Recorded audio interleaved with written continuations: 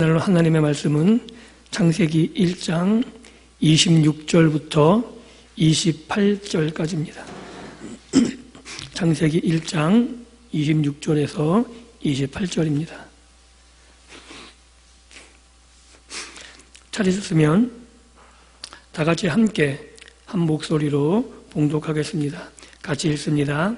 하나님이 이르시되 우리의 형상을 따라 우리의 모양대로 우리가 사람을 만들고 그들로 바다의 물고기와 하늘의 새와 가축과 온 땅과 땅에 기는 모든 것을 다스리게 하자 하시고, 하나님이 자기 형상 곧 하나님의 형상대로 사람을 창조하시되 남자와 여자를 창조하시고, 하나님이 그들에게 복을 주시며 하나님이 그들에게 이르시되 생육하고 번성하여 땅에 충만하라. 땅을 정복하라. 바다의 물고기와 하늘의 새와 땅에 움직이는 모든 생물을 다스리라 하시니라. 아멘. 한 예를 가지고 말씀을 시작하고자 합니다. 남편 사용 설명서라는 게 있습니다. 한번 들어보십시오. 내용은 이렇습니다. 제품 구입 전 충분히 검토 후 구입하십시오. 제품마다 다양한 특성을 지니고 있으므로 먼저 제품의 특성을 파악하십시오. 사용자에 따라 상품의 좋고 나쁨이 다를 수 있으니 사용자의 주의가 요구됩니다. 제품의 초기 사용 시 갈수록 많이 달라질 수 있으니 그렇다고 고장은 아닙니다. 제품이 집 밖으로 나갔을 때에는 통신이 두절되거나 회계 시간이 늦어질 수 있으니 유의하십시오. 제품이 알코올 함량이 높을 시에는 콩나물국이나 부역국을 투여하십시오. 제품이 이상징계를 보일 시 질 좋은 약품으로 장기 투여하십시오. 스트레스에 민감하니 제품의 상태에 따라 항상 유의하십시오. 적절한 양분과 휴식을 취하게 하시면 제품을 오래 사용할 수 있습니다. 가끔은 어린아이와 같은 행동을 나타낼 때가 있으나 그렇다고 제품에 이상이 있는 것은 아니니 안심하고 사용하십시오. 그리고 사용 최적 환경, 술이 있는 곳, 홈시어터, 다양한 스포츠 채널이 나오는 벽걸이형 TV, 엄청난 용량의 컴퓨터 및 새로운 디지털 기기, 당구대, 멋진 자동차 등의 주위에서 이상적으로 작동합니다. 고장의 원인, 스포츠 뉴스를 보고 있을 때 질문할 때, 중요한 뉴스 시청 시 청소기를 돌릴 때, 돈 타령 시나 주말 백화점 쇼핑 제한 시 등의 경우 주의가 요망됩니다. 이와 같은 것들이 오작동을 일으키는 요인이 됩니다. 주의사항, 급격한 온도 변화로 폭발할 수 있으니 잔소리는 삼가하십시오. 화기에 약하니 여자 가까이 절대 두지 마십시오. 반품이나 환불은 불가하오니 고장 시 고쳐서 사용하십시오. 이게 남편이랍니다. 공감이 되십니까? 왜 이 이야기를 꺼냈냐면 제품마다 특징이 있는 거죠.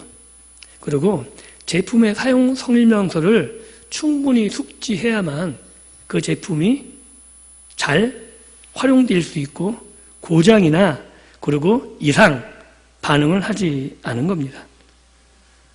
일개 제품도 그런데 하나님이 창조하신 사람, 저와 여러분들이죠. 과연 우리가 이 땅에 그냥 존재하게 된 것일까? 성경은 분명히 아니라고 말하고 있습니다. 그 정확한 근거가 창세기 1장에 분명히 나타나 있죠. 창세기 1장은 단지 이 전 우주가 어떻게 만들어졌는지에 대한 이야기를 하고 있는 것은 아닙니다. 왜냐하면 이 만물이 누가 만들었느냐를 분명하게 그려주고 있기 때문에 그런 거죠. 나라로 치자면 하나님이 자신의 나라를 건국하시는 거죠. 모든 세계사 쪽으로 보게 되면 왕이 나라를 건국한 다음에 가장 먼저 하는 게 뭐냐면 나라의 질서를 잡는 거죠. 그래서 법을 만들고 법을 공포함으로 그 나라의 건국이 완성됐음을 만천하에 알리게 돼요. 그와 마찬가지로 창세기 1장은 그 방식을 그대로 따르고 있습니다. 즉 하나님이 온 땅을 하나님의 나라로 만드시고 법령, 질서를 잡아가시는 거죠. 어떻게 말씀으로 선포하심으로 질서가 잡히고 그 질서 안에서 온 세상이, 온 땅이, 아니 온 우주가 하나님의 법에 의해서 다스려지고 있음을 성경은 분명하게 말하고 있는 겁니다. 그리고 굉장히 특이한 점은 그렇게 만들어진 하나님의 나라, 하나님이 그렇게 온 우주를 하나님 나라로 건국하시고 마지막에 무엇을 하셨냐면 인간을 만드신 거죠. 인간을 맨 마지막에 두신 이유는 인간의 최적 환경을 만들기 위한 목적도 있었겠지만 하나님께서 그 만물을 하나님의 대리 통치자로, 즉 하나님의 뜻에 맞게끔 이 땅을 관리할 그 관리자를 두셨기 때문이라고 말하고 있죠. 하나님의 창조 목적은 온 피조세계, 온 우주가 하나님께 예배하는 그러한 모습으로 이 땅을 창조하셨다고 창세기 1장부터 성경은 분명하게 말하고 있는 겁니다. 특별히 창세기나 모세오경을 통해 알 수 있는 건 하나님이 이스라엘을 왜 택하셨냐면 이스라엘을 제사장 나라로 택하셨다 그래요. 제사장이 뭐 하는 거죠? 죄 있는 사람들을 하나님 앞에 죄 없는 모습으로 제사를 드리게 해서 하나님 임재 앞에 온전히 서게 하는, 그래서 하나님께 온전히 봉사하고 예배하는 자로 그 일을 감당하는 게 제사장이죠. 부정이 절대 틈타지 못하게 막음으로써 하나님의 임재의 공간을 확보하는 게 제사장의 역할이죠. 즉 하나님께서 제사장을 이스라엘 나라를 두셨던 이유, 그것은 온 땅이 하나님의 임재 가운데 하나님 앞에 예배하는 그 모습으로 이 땅을 만들기를 원하셨기 때문입니다. 그래서 어떻게 보면 아담과 하와는 단지 에덴 동산에서 하나님을 명령을 수행하는 관리자일 뿐만 아니라 온 땅을 하나님 앞에 예배자로 서게 하는 제사장의 역할을 감당했다라고도 볼 수 있는 거죠. 그리고 이 모습이 인간의 정체성, 인간이 왜 그렇게 중요한지를 설명하는 그런 모습이라고 분명히 말할 수 있는 거죠. 이것의 증거가 창세기 1장에 좀 더 분명하게 나타나 있습니다. 그것이 오늘 우리가 읽은 본문 말씀 창세기 1장 26절에 나타나 있죠. 창세기 1장 26절 보면 사람은 하나님의 형상과 하나님의 모양으로 창조됐다 그럽니다. 지난번에도 이야기 드렸듯이 이 하나님과 형상과 모양은 굉장히 중요한 단어죠. 형상은 상이에요, 상. 즉 어떤 조각상 이런 걸 말해요, 형상일 때. 즉 인간은 하나님의 상이라는 거예요. 이게 우리는 요새 과학이 발달한 우리 시대에는 참 와닿지 않아요.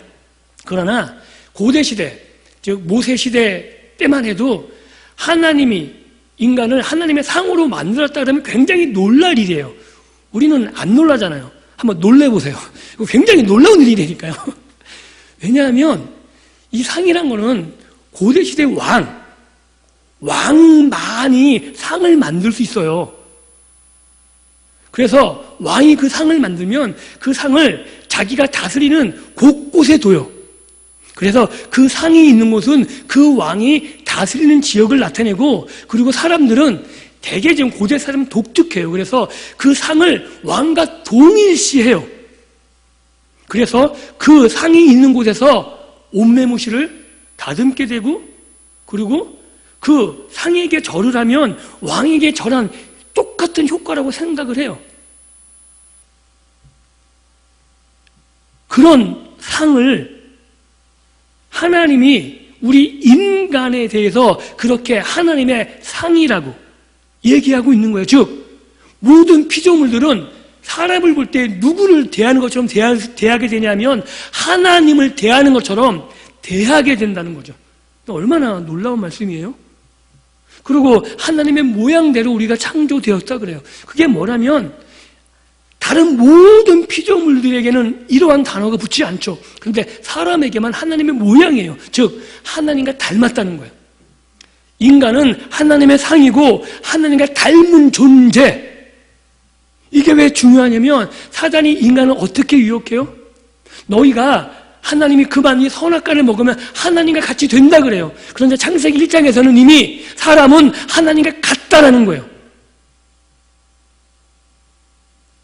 사단이 말하기 전에, 즉 선악과를 먹어야만 하나님과 같이 되는 게 아니고 이미 창세기 1장에서 사람의 존재를 성경은 뭐라고 말하고 있냐면 그것을 먹어야만 되는 게 아니고 먹기 전에 이미 사람은 하나님과 같은 존재였다라고 밝혀주고 있는 거죠.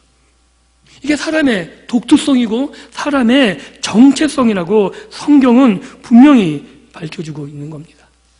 사람 하나님과 같이 하나님의 성품과 하나님의 인격을 대변할 수 있고 하나님의 다스리심을 온전히 대리 통치할 수 있는 그 어떤 피조물도 할 수 없는 하나님의 통치를 위임받아서 이 땅을 온전히 하나님의 뜻 안에서 다스릴 수 있게 하는 유일한 존재, 하나님의 뜻을 이 땅 가운데 온전히 실현시킬 수 있는 유일한 존재가 사람이라고 성경은 말하고 있는 거죠.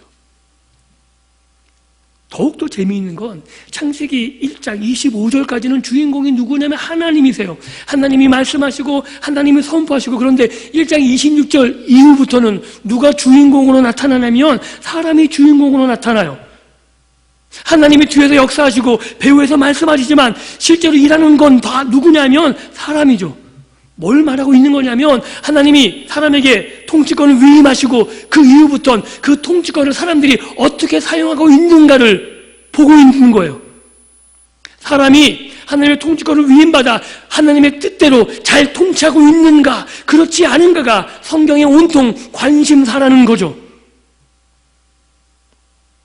그리고 그 이후 역사는 어떤 역사냐면 사람이 하나님의 통치대로 다스렸을 때 나타나는 하나님의 복의 시련과 사람이 하나님의 뜻을 거스리고 자기의 통치를 했을 때 이 땅이 어떻게 무너져 가는가, 하나님의 통치가 어떻게 왜곡되어져 가는가가 성경을 통해서 분명하게 나타나고 있는 겁니다.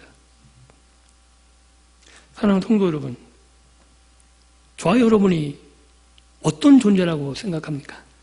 많은 철학자들이 고민한 게 나는 누구인가요? 하나님을 떠나서는 결국 답을 찾을 수가 없는 거죠. 그래서 인간이 수많은 잘못된 답을 찾고 그 잘못된 답 안에서 얼마나 많은 왜곡들을 가지고 왔는지 모릅니다. 뱀이 얼마나 인간을 달콤한 말로 유혹했는지 몰라요. 내가 그것을 먹으면, 선악과를 따먹으면 선악을 아는 일에 하나님과 같이 될 거다.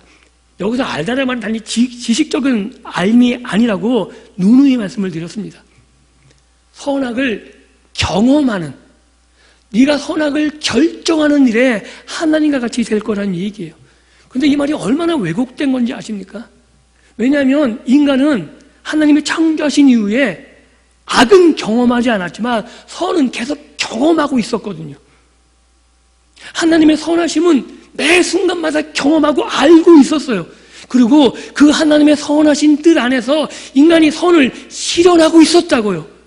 결국 인간이 그 사단의 유혹에 넘어가서 선악과를 먹은 결과 뭐만 경험하게 됐어요? 악만 경험하죠. 인간이 얼마나 어리석은지, 하나님이 경험케 한 선 안에서 하나님의 뜻을 받들어 선한 통치를 계속 이루어 갔다면 아마 지금 모든 인류와 모든 피조물들이 하나님이 임재 안에서 하나님께 예배하고 온 땅이 하나님을 찬양하는 그런 축제 속에서 우리가 살아갈 수 있었을 겁니다. 그런데 아담과 하와가 뱀의 유혹에 굴복하고 하나님의 통치를 거부하고 자신이 악을 결정하고 자신의 뜻대로 살아가기로 결정한 이후 이 땅이 하나님의 통치에서 벗어나 왜곡과 악을 경험하는 그런 잘못된 길로 나가게 되었다라고 성경은 말하고 있는 겁니다. 오늘 우리가 이 창세기 1장을 살펴보면서 그렇다면 과연 우리는 어떻게 살아야 되는가? 왜냐하면 죄악 가운데 악을 경험하며 살고 있지만 그것이 하나님의 뜻이 아니기 때문이죠. 그것을 바로잡기 위해서 이스라엘을 선택하시고 인간의 계속된 실패에 포기하지 않으시고 자기 아들까지 친히 하나님이 사람이 되셔서 그 일을 바로잡으시고 우리를 온전히 회복해 하셨음을 우리는 하나님의 말씀을 통해서 알고 있고, 우리가 예수 그리스도를 믿음으로 우리가 다시금 회복된 하나님의 형상임을 알고 있기 때문에 그렇습니다. 그렇다면 오늘 우리가 회복된 하나님의 형상으로 무엇을 해야 되는지, 우리가 어떤 존재인지를 확인하는 건 굉장히 중요한 거죠. 하나님이 사람을 창조하시고 이렇게 말합니다. 생육하고 번성하고 충만하라. 그리고 땅을 정복하라고 말합니다. 굉장히 특이한 단어예요. 정복하라는 단어가. 왜냐하면 이 정복이라는 단어는 군사용어거든요. 힘으로 짓밟아야 된다는 얘기예요. 아직 사람이 죄를 범하기 전이죠. 그죠? 그렇기 때문에 땅이 저주를 받기 전이에요. 그런데도 불구하고 땅을 정복하라고 표현하고 있어요. 이 말은 굉장히 의미심장합니다. 왜냐하면 인간이 잘못하면 땅을 하나님처럼 여길 수 있는 존재이기 때문에 그래요. 창세기 1장에 보게 되면 하늘과 바다는 그냥 생물이 번성 하나만 나오는데 땅만 특별하게 식물을 내라, 동물들을 나아가게 해라 라는 단어를 사용해요. 즉 땅이 식물을 내고 동물들이 땅에서 나오게 돼요. 하나님을 떠나보게 되면 땅이 창조주 같은 이미지를 갖고 있죠. 즉 땅은 창조주로서 그가 무엇을 만들어내는 그러한 존재가 아니라 사람이 힘으로 하나님의 통치 것을 위임받아 그 통치로 분명하게 다스려야 될 그러한 존재임을 성경은 분명하게 못 받고 있는 거죠. 땅은 하나님이 인간에게 관리해야 될 대상으로 넘겨주신 거예요. 인간과 동물들의 최적의 환경을 위해서 그 땅을 개간해야 되고 개척해야 되고 인간의 유익과 피조물들의 유익을 위해서 사용해야 될 하나의 재료인 거죠. 그런데 지금 전 세계에 돌아가는 모습은 땅을 신으로, 그리고 힘 있는 모든 피조물들을 신으로 섬기는, 하나님을 떠나게 되면 인간들은 그렇게 무엇인가를 섬길 수밖에 없는 존재인데, 그렇게 되면 결국은 무엇인가를 나오게끔 하는 땅이라든지 아니면 나보다 힘이 있어 보이는 어떤 피조물들을 섬길 수밖에 없는 어리석은 존재라는 사실을 우리는 성경을 통해서 확인할 수 있게 되는 겁니다. 그리고 죄악된 인간은, 타락된 인간은 하나님의 이 말씀을 잘못 왜곡해서 어떻게 해요? 이 땅을 관리자, 사람이 청지기가 아니라 사람이 주체가 되어서 땅을 막 사용하게 되죠. 그래서 어떻게 돼요? 이 땅이 오히려 인간에게 위협하는 존재가 되어버리는 상황을 맞이하게 됐습니다.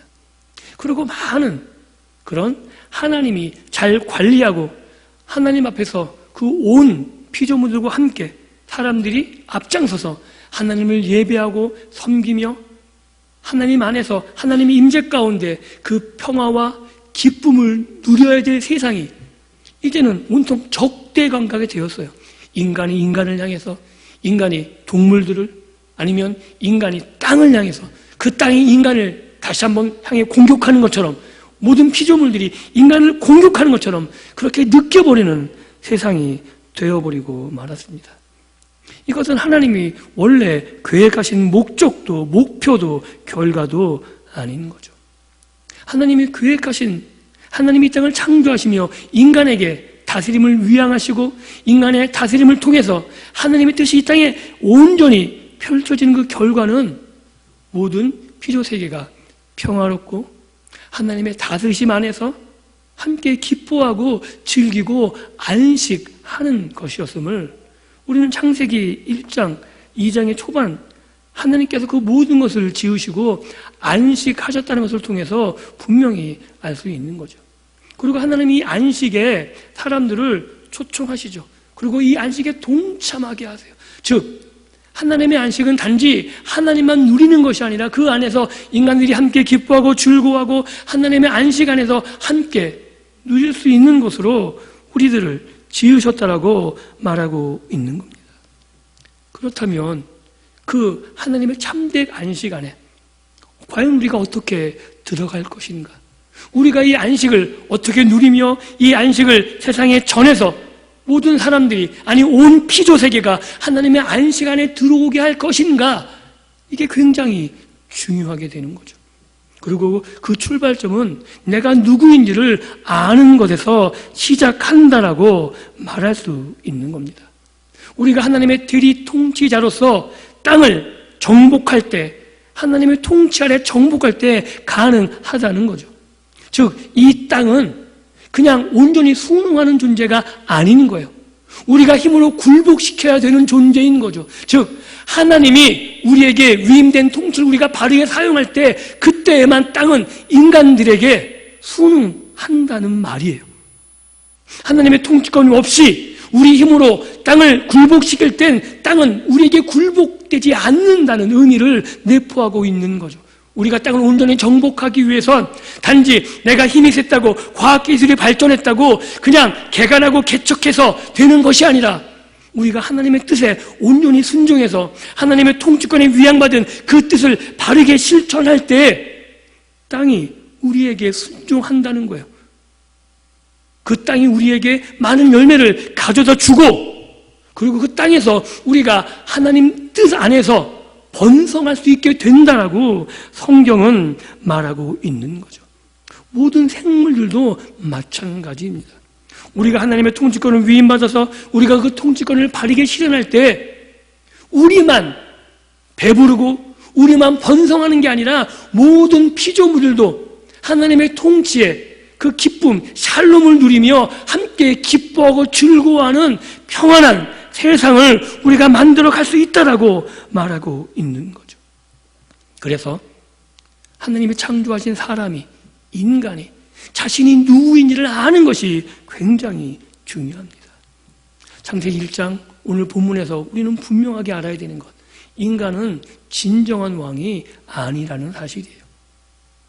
땅도 창조주가 아니듯이 우리 인간은 하나님의 통치권을 위임받은 대리 통치자예요. 각 나라의 대사관이 있습니다. 그죠? 대사. 그 대사는 자기가 임의대로 말하는 존재가 아니에요. 각 나라의 대통령, 그 대통령의 권한을 위임받아 그 나라의 유익에 따라서 그 대통령이 말하는 것을 그냥 선포하는 거죠. 인간이 그런 존재예요. 권한은 막강해요. 모든 피조세계를 다스릴 수 있는 권한을 위임받아서 실제로 다스리는 존재예요. 인간은 왕 같은 존재예요. 그래서 사도 베드로는 우리들은 뭐라 그래요? 왕 같은 제사장이에요. 우리가 왕이라고 분명하게 못 받고 있어요.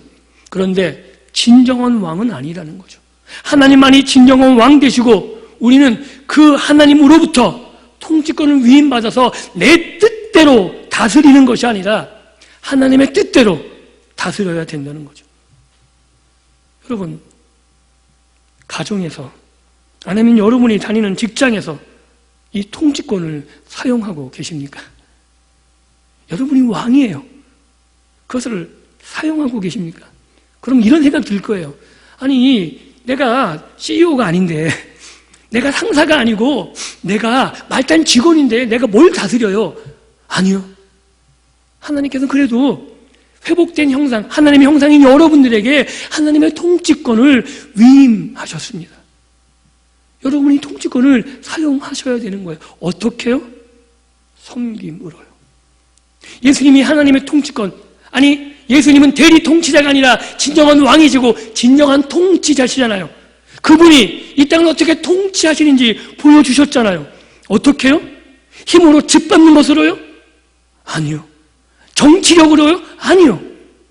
자신을 희생함으로, 자신을 내어줌으로 온전히 하나님께 모든 것이 돌아갈 수 있도록, 인간이 하나님의 형상을 회복하고 모든 피조 세계가 하나님의 뜻에 다시금 복종할 수 있도록 예수님이 그 길을 걸어가셨잖아요.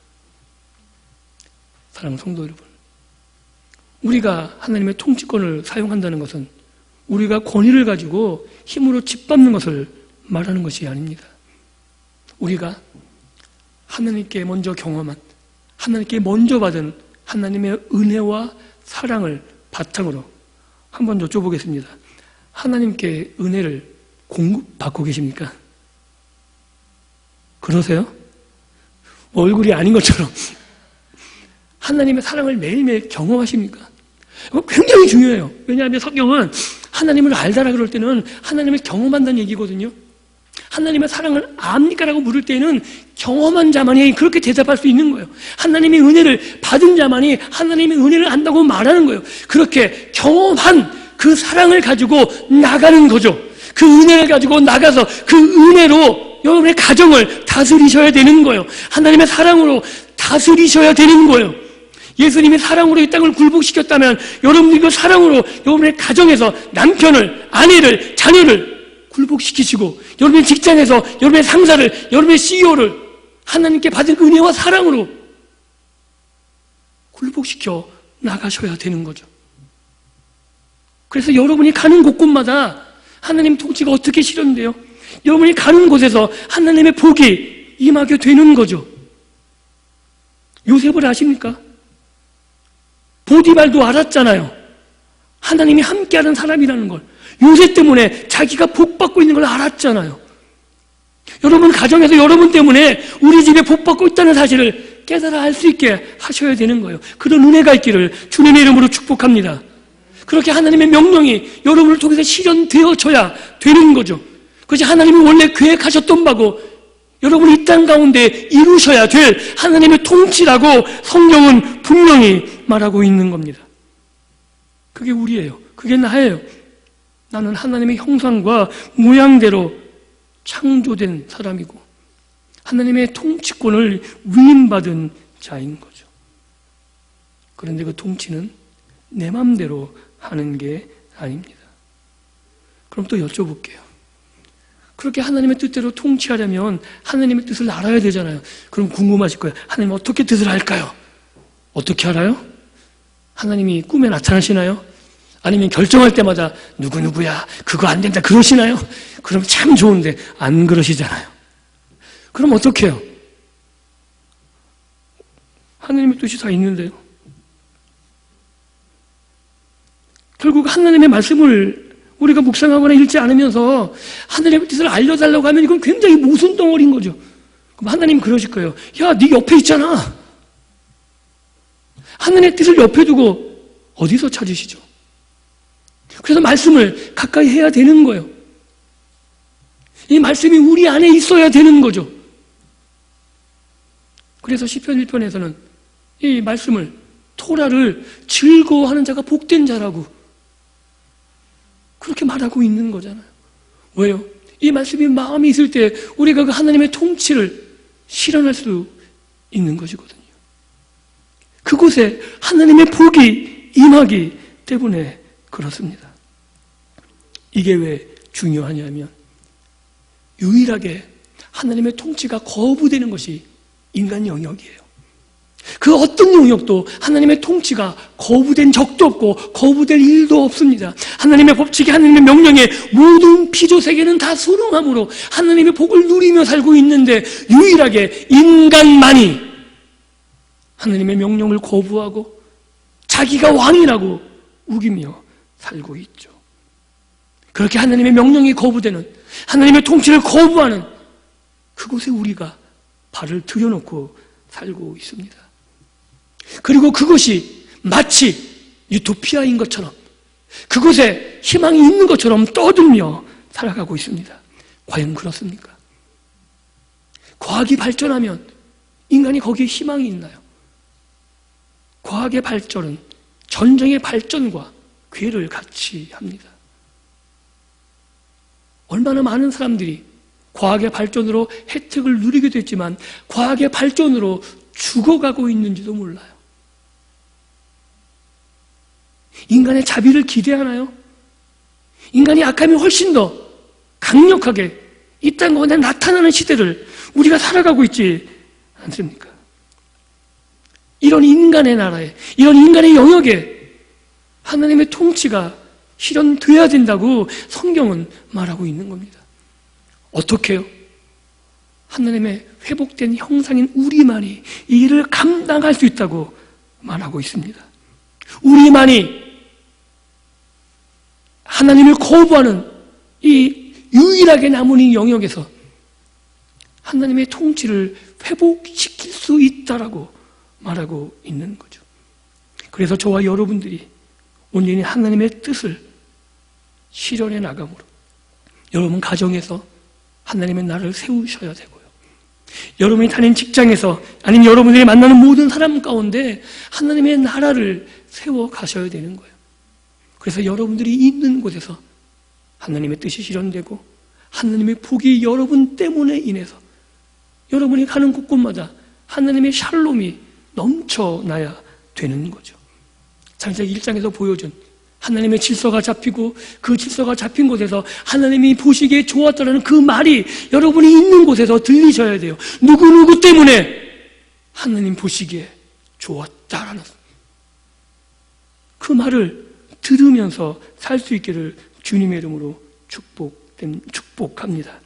그래서 우리가 있는 곳에 하나님의 다스리심이 실현되어지고 그리고 우리들이 있는 그곳에서 하나님의 통치와 하나님의 창조가 온전히 다시 회복되어지는 역사가 그래서 여러분을 말미암아 하나님이 웃게 되어지는 하나님의 임재가 여러분이 가는 곳곳마다 경험되어지고 그 임재 안에서 하나님과 함께 누리고 기뻐하고 즐거워하며 살아가시는 그런 믿음의 복된 삶을 살아가시기를 주님의 이름으로 축복합니다. 기도합니다. 하나님 감사합니다. 죄악 가운데 죽을 수밖에 없는 저희들을 예수 그리스도를 통해서 회복시키시고 다시금